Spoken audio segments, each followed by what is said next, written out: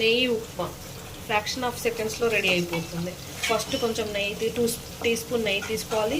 తర్వాత little pinch of అల్లం paste, తర్వాత గ్రీన్ మిర్చి, అవన్నీ కొంచెం ఆరెంజ్ లైట్గా బ్రౌనిష్ కలర్లో ఫ్రై చేసుకోవాలి.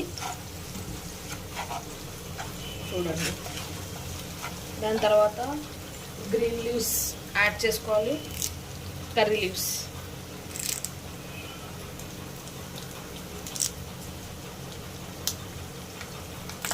నెయ్యి అండి, నేను ఆయిల్ యూజ్ చేయలేదు, నెయ్యే యూజ్ చేయండి. ఒకవేళ నెయ్యి అవైలబుల్ లేకపోతే మీరు ఆయిల్ యూజ్ చేసుకోండి, నో ప్రాబ్లం.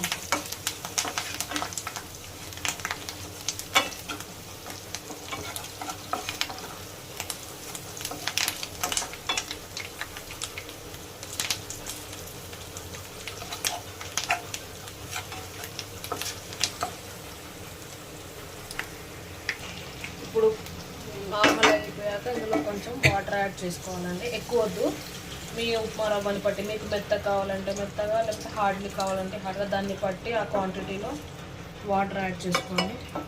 నేనైతే కొంచెం మా హస్బెండ్కి హార్డ్గా కావాలంటే మెత్తగా వద్దు, అందుకని నేను నార్మల్గా యాడ్ చేస్తాను.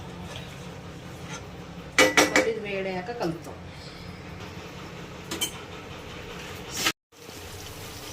ఇలా ఇంత వేడి కావాలండి. వేడి అవుతున్నప్పుడు మనం ఏం చేయాలి అంటే రవ్వ ఇందులో యాడ్ చేసుకోవాలి.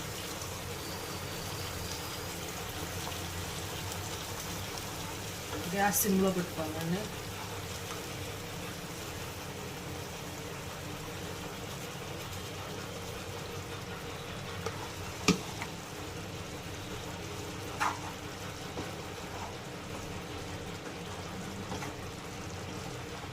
ఇలా హార్డ్లీ అందరికీ నచ్చదు, కొందరికే నచ్చుతుందండి. ఇది మా ఇంట్లో నచ్చుతుంది కాబట్టి మేము చేసాము. మీరైతే మెత్తగా చేసుకోండి, ఇబ్బంది ఏమీ లేదు. మరి మీకు మెత్తగా కావాలంటే వాటర్ కొంచెం ఎక్కువ యాడ్ చేసుకోండి. మాకు హార్డ్లీ కావాలంటే నేను కొంచెం వాటర్ తక్కువ యాడ్ చేశాను.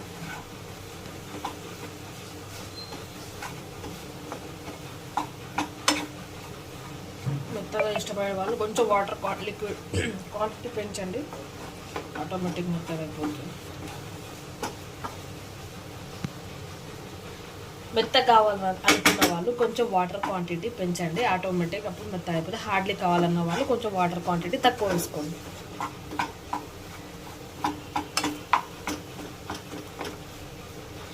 మళ్ళీ లాస్ట్లో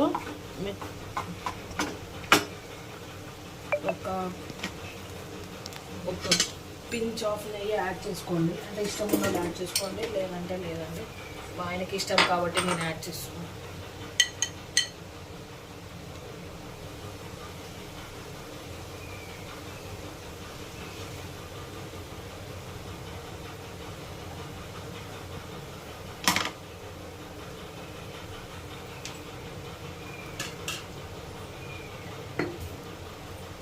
ఇందులో మీకు ఇంకా డ్రై ఫ్రూట్స్, కాల్షియం, బాదాం అలాంటి ఏమన్నా ఉంటే యాడ్ చేసుకోండి. మాకు అవైలబుల్ లేదు కాబట్టి నేను యాడ్ చేయట్లేదు, ఉన్న వాళ్ళు యాడ్ చేసుకోండి.